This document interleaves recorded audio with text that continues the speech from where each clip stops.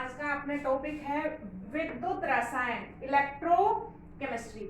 विद्युत रसायन दो शब्दों से मिलकर बना है, विद्युत और रसायन, केमिकल्स। कहने का मतलब केमिकल्स चेंज, केमिकल रिएक्शन के कारण क्या उत्पन्न होती है, विद्युत धारा। जैसे हमने बैटरी देखी है इन्वर्टर में, जो बैटरी है इन्वर्टर्स की, उसमें क्या भरे होते हैं, आपके केमिकल्स भरे होते हैं। और हम इन्वर्टर की बैटरी से क्या लेते हैं, विद्युत धारा।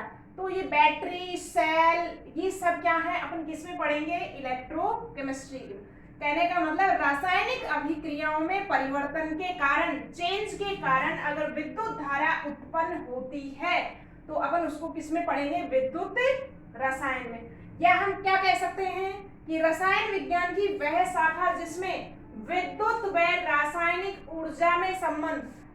रसायन जो प्रकृति में सभी चीजें उनमें क्या है, ऊर्जा है। रासायनिक पदार्थों में रासायनिक ऊर्जा और विद्युत में क्या है, आपका विद्युत ऊर्जा है। तो हम रासायनिक क्या कह सकते हैं, विद्युत व रासायनिक ऊर्जा में संबंध के बारे में किसमें पढ़ते हैं, जिस विज्ञान की शाखा में पढ़ते हैं उसे क्या कहेंगे, विद्युत रसायन। अब देखिएगा, जब आपकी विद्युत धारा उत्पन्न होती है तो कौन सी अभिक्रियाएं चलती हैं, ऑक्सीकरण अपचयन अभिक्रिया, या अपन इसको क्या कह सकते हैं, ऑक्सीडेशन रिडक्शन रिएक्शन। और इन्हीं रिएक्शन को क्या कहते हैं अपन, रेडॉक्स रिएक्शन। तो दूसरा आपका, जब विद्युत धारा उत्पन्न होगी रसायन के कारण तो कौन सी अभिक्रियाएं चलेंगी, रेडॉक्स अभिक्रियाएं चलेंगी। तो हम इलेक्ट्रोकेमिस्ट्री में और किसके बारे में पढ़ते हैं, ऑक्सीकरण अपचयन अभिक्रियाओं में होने वाले परिवर्तन के बारे में भी हम किसमें पढ़ेंगे, विद्युत रसायन विज्ञान में क्या है, पढ़ते हैं। अब देखो होगा क्या एक्चुअली, जब ऑक्सीकरण अभिक्रियाएं होती हैं तो क्या होता है, इलेक्ट्रॉन का आदान प्रदान होता है, एक्सचेंज होता है।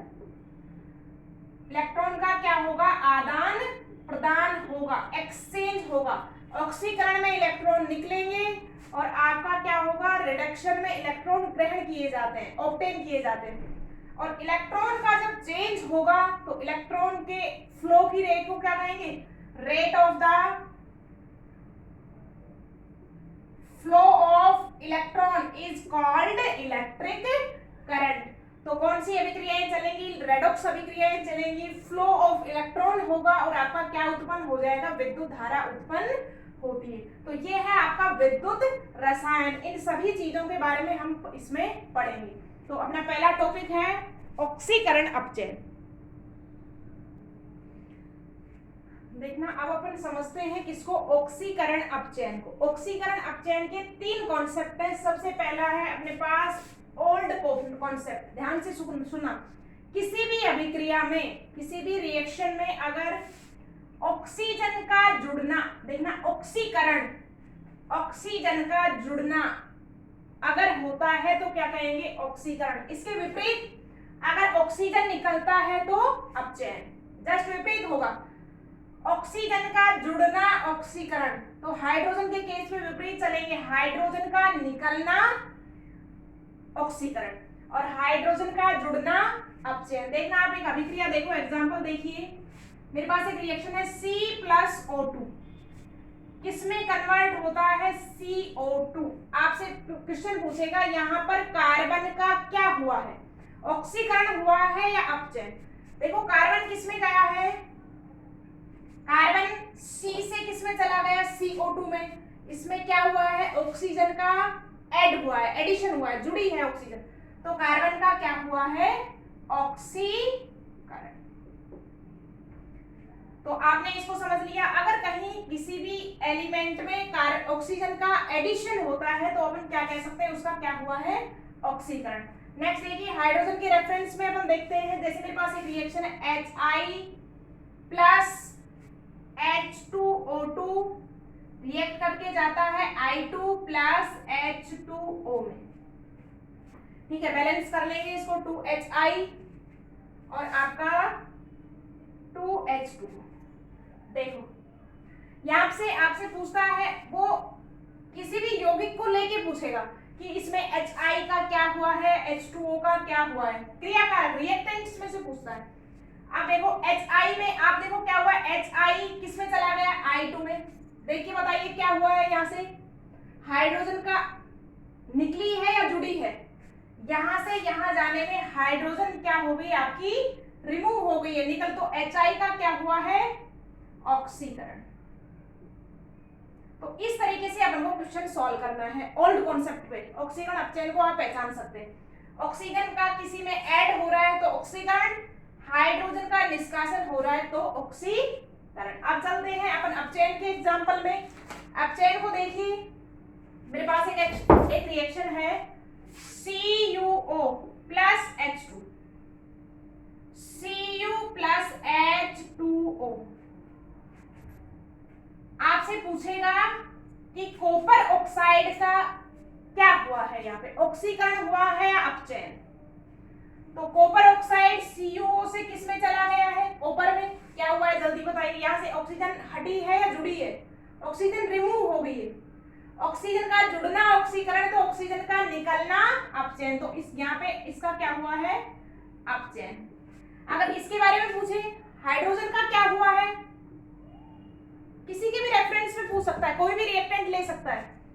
H2 से H2O में गया है तो ऑक्सीजन का क्या हुआ है, ऐड हुआ है।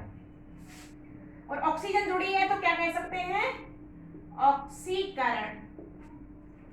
यहाँ पे भी आप देख सकते हैं, यहां से यहां जाने पर ऑक्सीकरण हुआ है और आपका क्या होगा, आप यहां से यहां गए हैं H2O2 से किस में गए, H2O में, तो ऑक्सीजन की कमी हुई है, तो इसका मतलब क्या हुआ है, अपचयन। इन्हीं उदाहरण से आप क्या समझ सकते हैं, एक और एग्जांपल दीजिए। जैसे मेरे पास CuSO4 प्लस Fe गया है, FeSO4 प्लस Cu। हमेशा रिएक्टेंट को लेके क्वेश्चन बनता है कि इसका क्या हुआ है और इसका क्या हुआ है। CuSO4 किस में गया है, Cu में। ऑक्सीजन का क्या हुआ है, ऑक्सीजन निकली है, और ऑक्सीजन का निकलना ऑक्सीकरण, सॉरी ऑक्सीजन का निकलना अपचयन। तो इसका क्या हुआ है, अपचयन। और Fe में क्या हुआ है, योग हुआ है, तो क्या कहेंगे, ऑक्सी।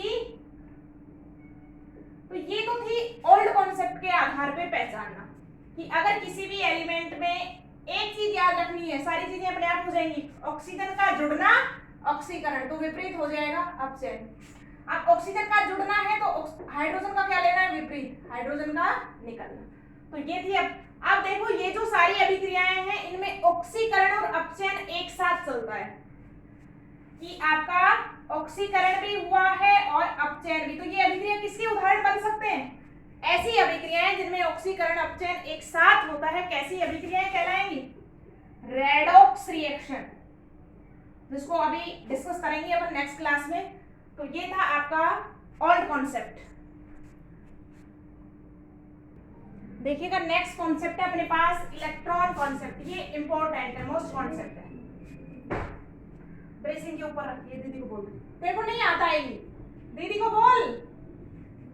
देखिएगा ऑक्सीकरण सिंपल सी परिभाषा है, किसी परमाणु आयन व अणु से, एटम आयन एंड मॉलिक्यूल से इलेक्ट्रॉन निकलता है, क्या हो, removal of electron is called ऑक्सीकरण।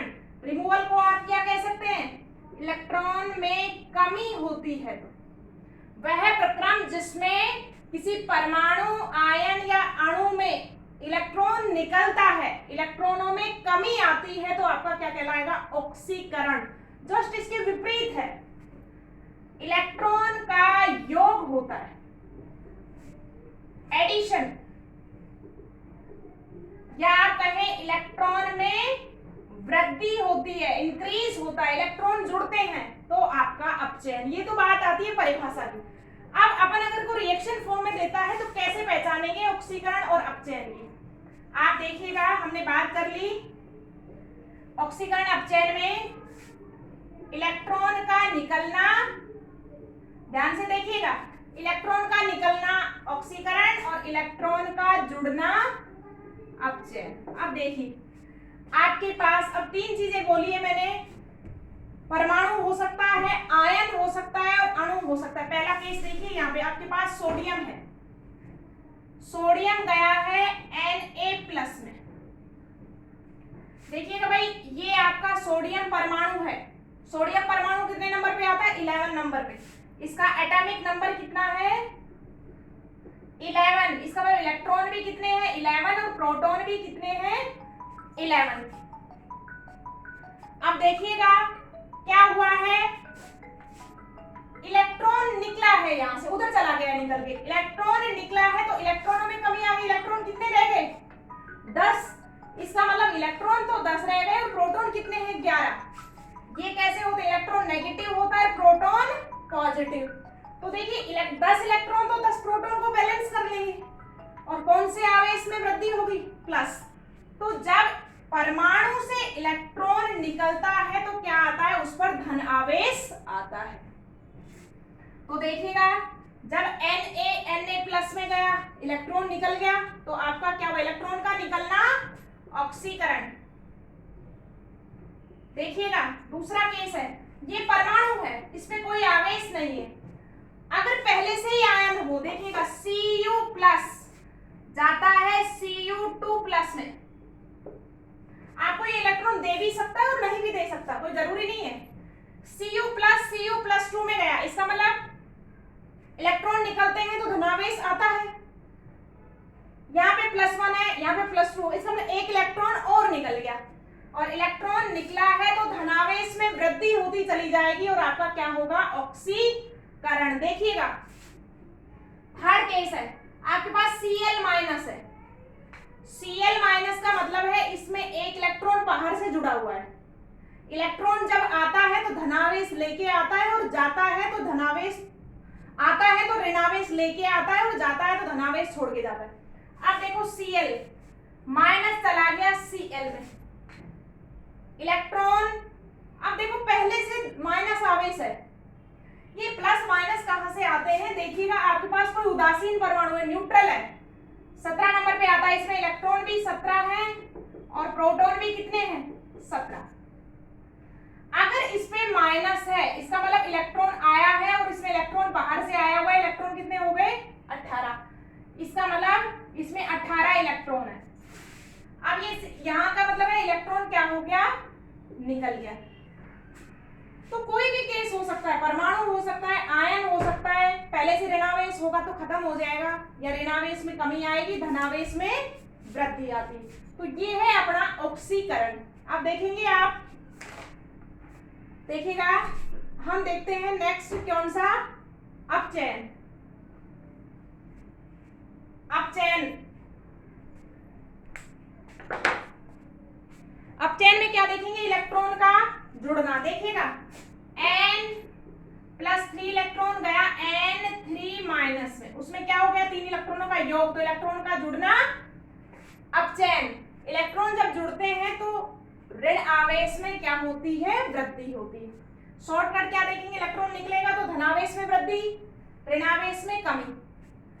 इलेक्ट्रॉन जब जुड़ता है तो ऋणावेश में वृद्धि और धनावेश में क्या आएगी? कहीं मान लो ये है Cu+2 है, इलेक्ट्रॉन क्या हो गया? जुड़ गया, तो इलेक्ट्रॉन का जुड़ना अपचयन।